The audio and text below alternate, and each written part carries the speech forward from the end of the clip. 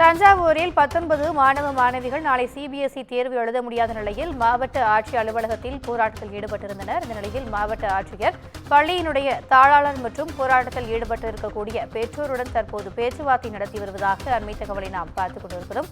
இத்தொடர்பான கூடுதல் விவரங்களை எமது செய்தியாளர் சரவணன் வழங்க கேட்கலாம். வணக்கம் சரவணன், இந்த பேச்சுவார்த்தை குறித்தான விரிவான தகவல்கள். வணக்கம் திவ்யா.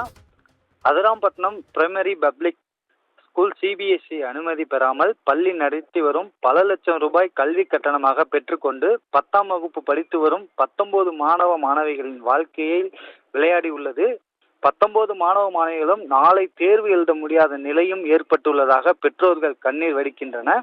தஞ்சை மாவட்டம் அதிராம்பட்டினம் அருகே பிரைமரி பப்ளிக் சிபிஎஸ்இ பள்ளி செயல்பட்டு வருகிறது.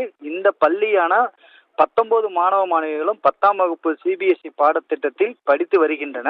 நாளை 15ஆம் தேதி சிபிஎஸ்இ 10ஆம் வகுப்பு தேர்வு துவங்க உள்ள நிலையில் தற்போது வரை ஹால் டிக்கெட் பள்ளி நிர்வாகம் வழங்கவில்லை.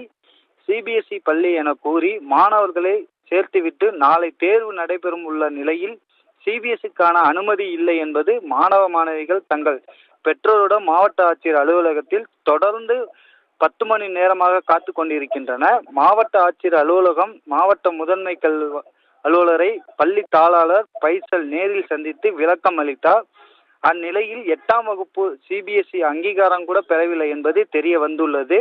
இதன் காரணமாக நாளை மாணவ மாணவிகள் 10ஆம் வகுப்பு பொதுத் தேர்வு எழுத முடியாது என்ற நிலையும் ஏற்பட்டுள்ளது.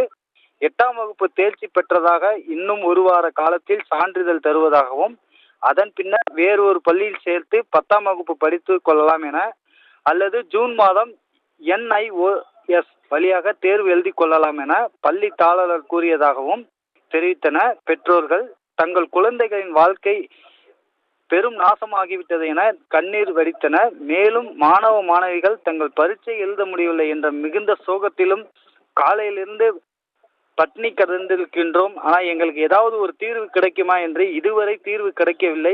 தற்போது தஞ்சை மாவட்ட அறை முன்பு அமர்ந்து மாணவ மாணவிகள் பெற்றோர்கள் தர்ணா போராட்டத்திலும் ஈடுபட்டு வருகின்றனர். தற்போது மாவட்ட ஆட்சியர் பிரியங்கா பங்கஜம் தலைமையில் மாணவ மாணவிகள் பெற்றோர்கள் மற்றும் மாவட்ட கல்வி முதன்மை அலுவலர் முன்னிலையில் தொடர்ந்து பேச்சுவார்த்தை நடத்தி வருகின்றனர்.